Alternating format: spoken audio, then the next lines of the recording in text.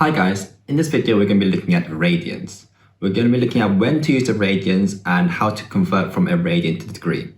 So first of all, we know that we can measure angles with the unit a degree, right?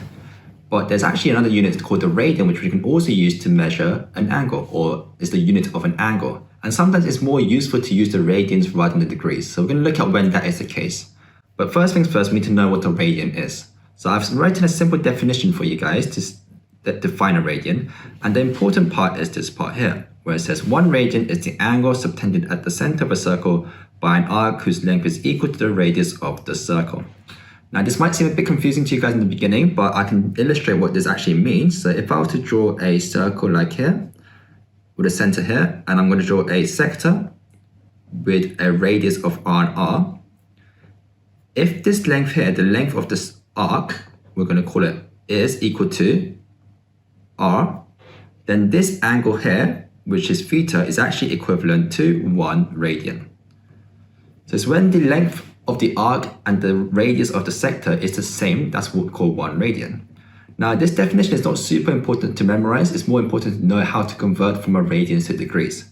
So as we know, the angle inside a circle is 360 degrees, okay? This is equivalent to 2 pi radians.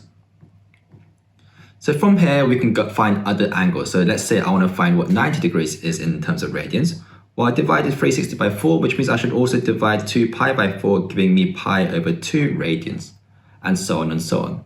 So actually, if I was to try and convert, so let's say I'm going to go from degrees to radians. If I don't want to go in this direction, what I have to do is times it by pi over 180. And if I want to go from radians to degrees, I times it by 180 over pi. So I just flip it around, okay? This is the conversion, how we convert between degrees and radians. So let's say I want to do, what's 30 degrees? I want to make that into a radian. So I'm going from degrees to radians, so I should multiply this by pi over 180, which gives me pi over 6 radians. Let's say I want to find what 3 pi over 4 radians is in terms of degrees. So I go the other way, right? So I times it by 180 over pi, which gives me 135 degrees like this.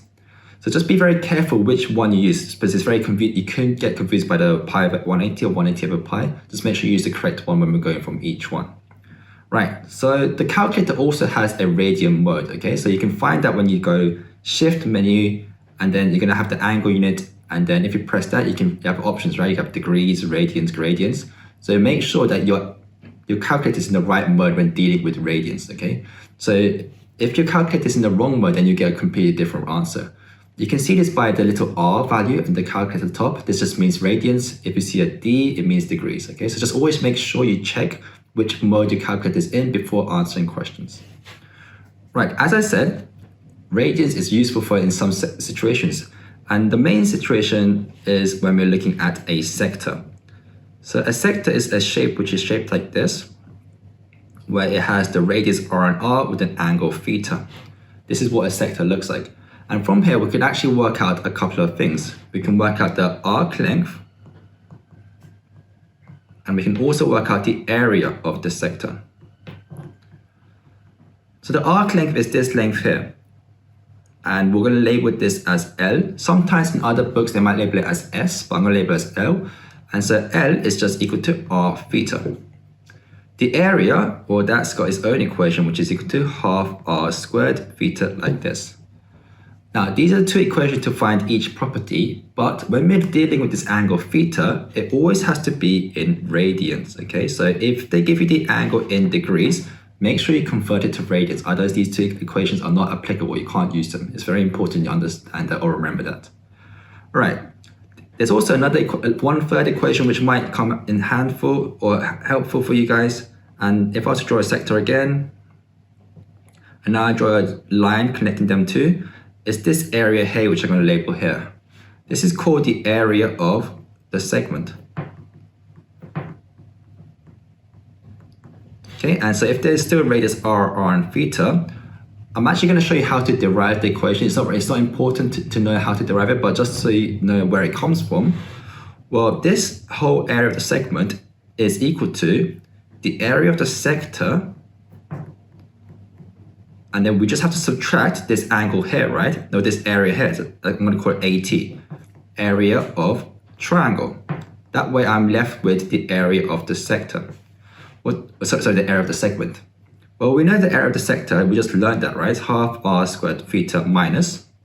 Now the area of the triangle, we learned when we learned the cosine with the sine rule that we can also work out the area of the triangle, and that was area is half AB sine C, right? So I'm going to use this equation here. So it's going to be half. Now in our case, A and B are actually these R values, right? So it's going to be half R times R sine this angle C. In our case, it's going to be theta, which means that it's going to be half r squared theta minus half r squared sine theta, which means that I can now factorize, take half r squared out, and I'll be left with theta minus sine theta inside the bracket. So this is the area of the segment equation, and this is how it's proved. Once again, you don't need to know how it's proved, but it's just so you guys can know where it comes from. Right, and as before, these theta values are always in radians. When we're doing this equation, always make sure that you calculate this in degrees. But once again, if it's not in radian mode and it's in degree mode, you get a completely different answer. You get a wrong answer. So always be aware of that.